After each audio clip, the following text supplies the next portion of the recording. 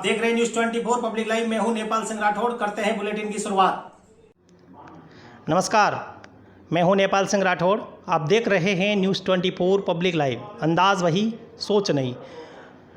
कल आगामी 3 अक्टूबर को वागड़ क्षत्रिय महासभा के अध्यक्ष पद, कोषाध्यक्ष पद और सचिव पद के चुनाव होने जा रहे हैं।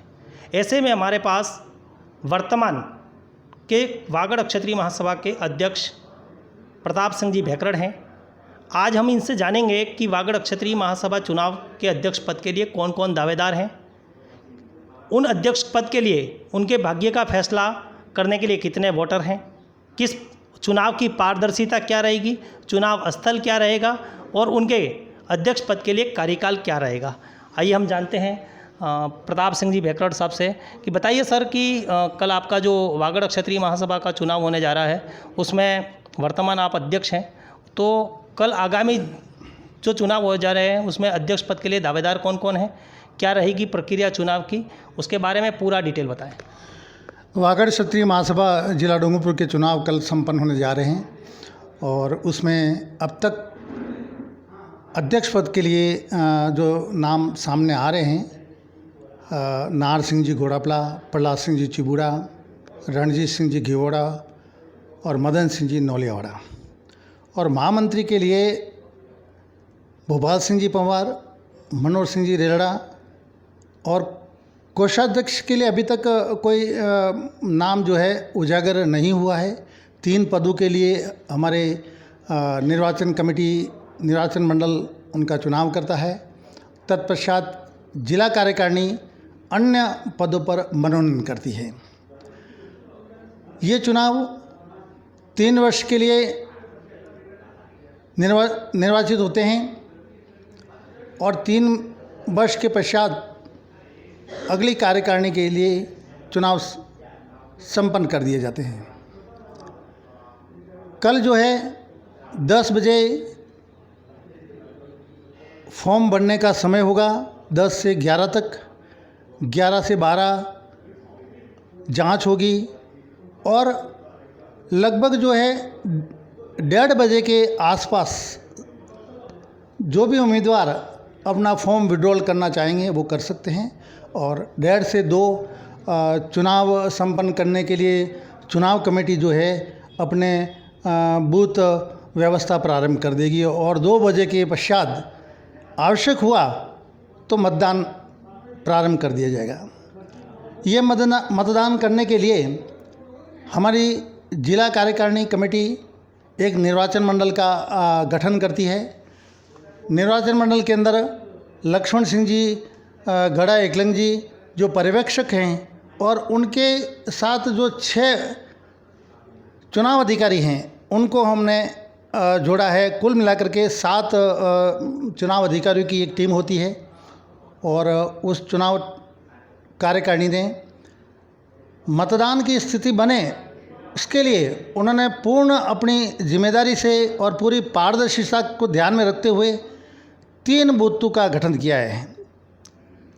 प्रत्येक बूथ पर लगभग 200 से 250 वोटर्स होंगे और इस मतदान प्रक्रिया के अंदर जिले के 691 मतदाता हैं जो इसमें मतदान करेंगे और मतदान के पश्चात निर्वाचन कमेटी जो है मतगणना प्रारंभ करके और उन सभी पदों के लिए अलग अलग जो घोषित प्रत्याशी हैं, घोषित होने जा रहे हैं जो प्रत्याशी, उनकी सूची बना करके फिर वो संपूर्ण समाज के सामने जो निर्वाचित उम्मीदवार है उनकी सूची को वो पढ़ेंगे और पढ़ने के पश्चात उन निर्वाचित पदाधिकारियों को शपथ ग्रहण करवाएंगे। यह हमारी पूरी पारदर्शिता के साथ में निर्वाचन कमेटी जो है वो चुनाव कराती है और चुनाव के अंदर किसी प्रकार की कहीं पर भी कोई परेशानी नहीं हो उसके लिए चुनाव कमेटी ने पूर्व के अंदर 29 तारीख को एक मीटिंग करके अपनी पूरी तैयारी जो है उन्होंने कर ली है। क्या रहा आपका पिछला 3 साल के कार्यकाल का अनुभव, कैसा रहा दौर, उसके बारे में संक्षिप्त बताइए। वैसे मेरे 3 साल के कार्यकाल के लिए मुझे ये दायित्व दिया गया था, लेकिन कोरोना की वजह से हम जो समय पर चुनाव नहीं कर पाए, इस वजह से मेरा 5 साल का पूरा कार्यकाल संपन्न हो चुका है।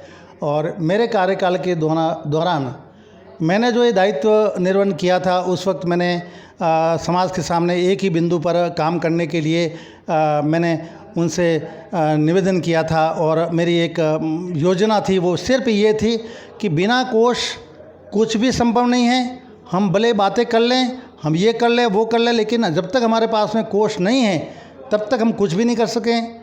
और कोष की व्यवस्था के लिए मैंने संकल्प लिया था। और मैंने जिस दिन शपथ ग्रहण की उस दिन जो है मैंने ये कहा था, सबसे पहले 6 फिगर के अंदर मैं अपना अंशदान जिले के कोष में जमा कराऊंगा। मैंने 1 लाख रुपया जिले के कोष में जमा कराया।